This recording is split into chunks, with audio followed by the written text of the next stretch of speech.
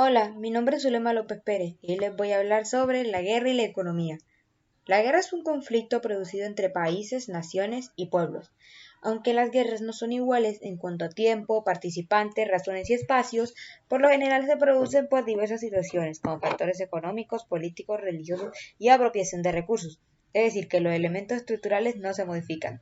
Estas guerras han existido desde tiempos antiguos. Anteriormente se daban para mantener el poderío sometiendo a otros pueblos. Tal es el caso del Imperio Romano, el Imperio Japonés con Corea, el Imperio Chino con Mongolia y la Iglesia de la Edad Media, entre otros.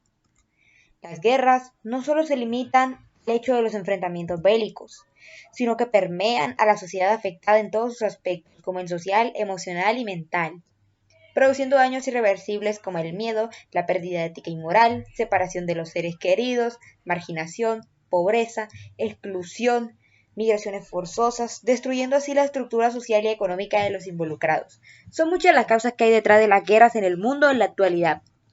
El control de los recursos naturales, la desigualdad, los conflictos por motivos étnicos, comerciales y tecnológicos, el auge de los extremismos y nacionalismos, o los efectos adversos del cambio climático.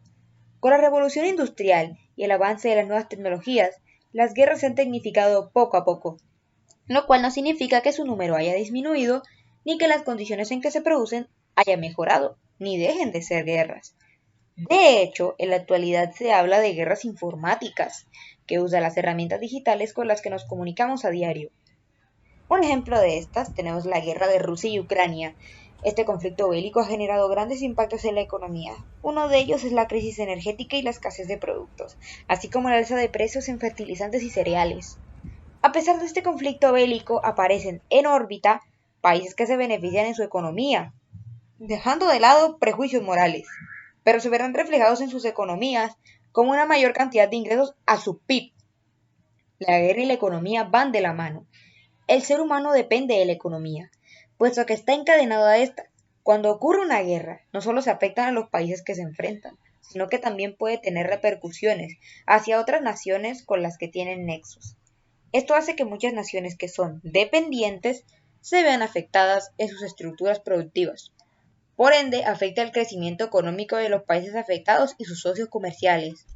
Los efectos que tiene la guerra en la economía son tantos y tan confusos que pueden llegar a convertirse en una dificultad insoluble.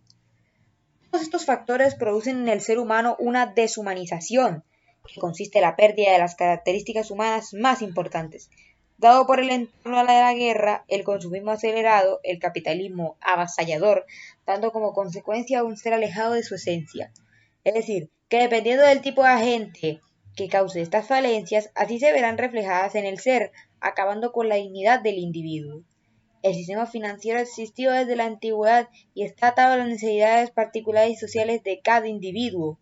Por ende, está dado a cada una de sus capacidades financieras particulares. Para muchos es un mal hábito, volviéndose presos del consumismo.